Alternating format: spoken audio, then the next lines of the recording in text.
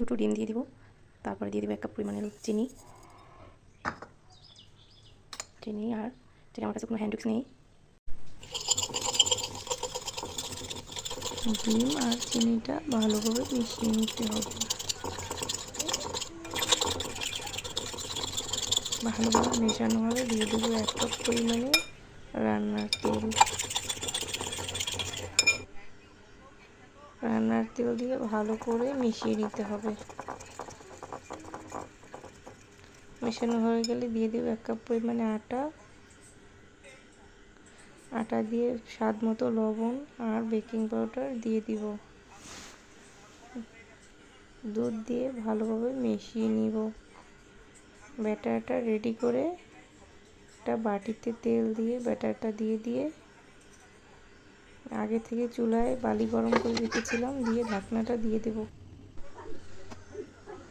খুবই সফট